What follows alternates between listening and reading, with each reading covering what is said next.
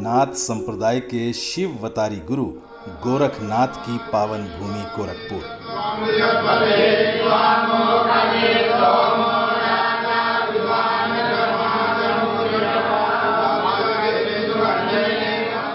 यह पूर्वी उत्तर प्रदेश का नेपाल से सटा तराई का इलाका है। विभिन्न नदियों और सुंदर घने वनों से घिरा हुआ यह भूभाग आने वाले समय में इको टूरिज्म की दृष्टि से प्रदेश के नक्शे पर चमकने को तैयार है।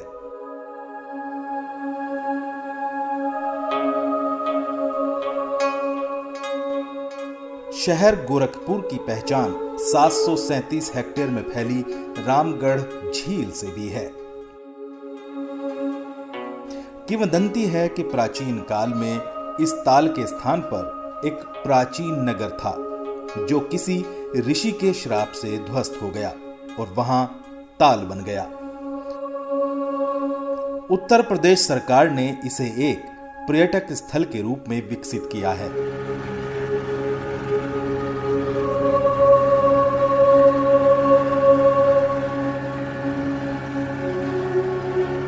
नौका विहार और लाइट एंड साउंड का कार्यक्रम यहां के प्रमुख आकर्षण हैं।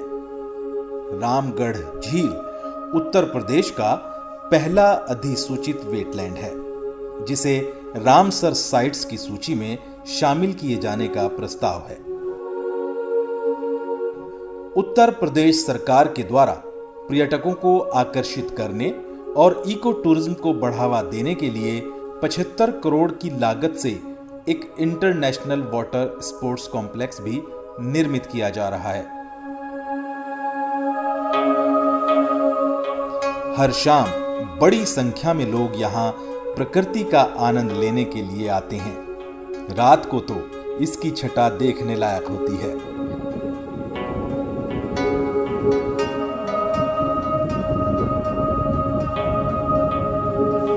गोरखपुर शहर को इको टूरिज्म के नक्शे में सबसे ऊपर रखने के लिए यूपी सरकार ने इसी ताल से सटे 121 एकड़ क्षेत्र में शहीद अशफाकुल्लाह खां प्राणी उद्यान भी स्थापित किया है।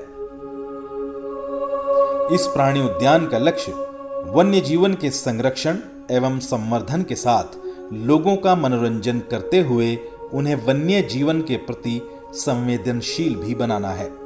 इस चिड़ियाघर का निर्माण कार्य फिलहाल अपने अंतिम चरण में है।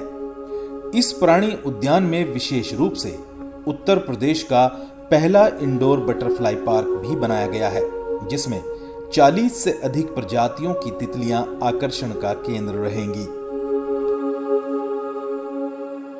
इसके परिसर में 34 एकड़ का हिस्सा वेटलैंड का भी है।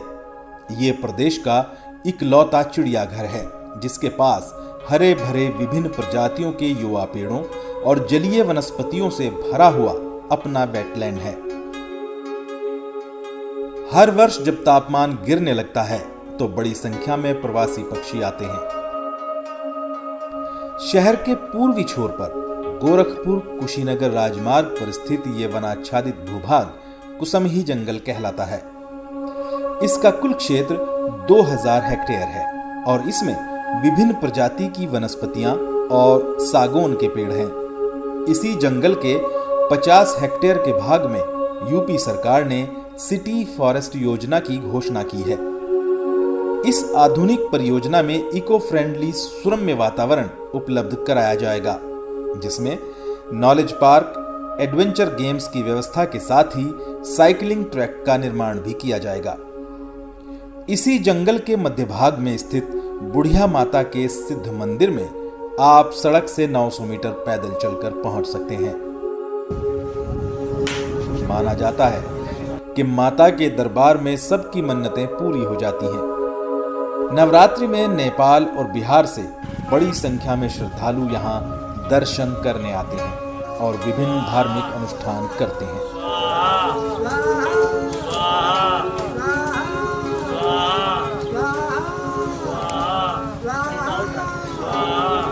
कुसमही जंगल के भीतर ही विनोद वन है।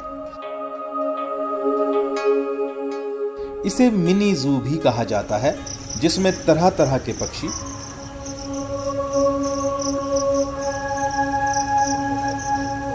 सर्प,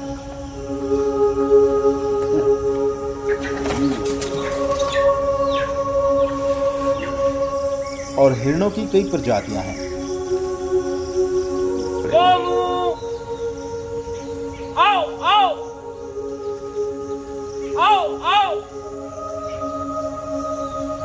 ये शहर के लोगों के लिए हमेशा आकर्षण का केंद्र रहा है।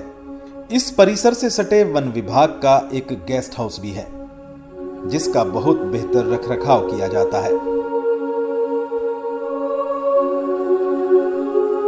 परगापुर ताल महाराजगंज जिले के आनंद नगर के पास स्थित है। 69 हेक्टेयर का ये विशाल जलाशय अपने अद्भुत सौंदर्य के लिए जाना जाता है। इसका अद्भुत विस्तार इसे अपने आप में अलग बनाता है। परगापुर ताल को उत्तर प्रदेश सरकार कछुओं और मगरमच्छों के प्रजनन एवं संरक्षण केंद्र के रूप में विकसित करने और इसका सुंदरीकरण करने जा रही है। आने वाले समय में यह इको टूरिज्म का प्रमुख केंद्र होगा।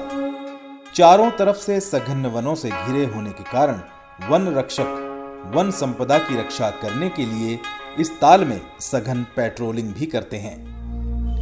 यह गोरखपुर शहर से लगभग 51 किलोमीटर की दूरी पर स्थित है।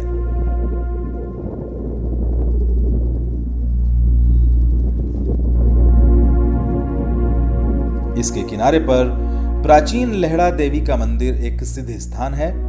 महाभारत काल का यह मंदिर घने जंगलों से घिरा हुआ था और पाह नदी के किनारे स्थित था।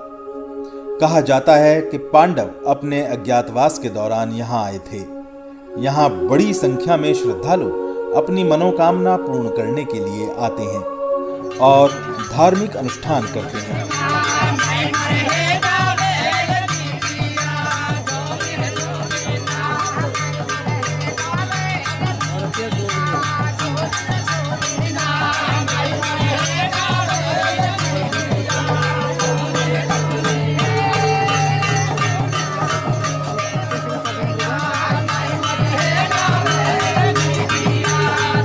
इसका प्राचीन नाम अद्रौना देवी मंदिर था। चीनी यात्री हुएनसांग ने भी अपनी पुस्तक में इस स्थान का उल्लेख किया है।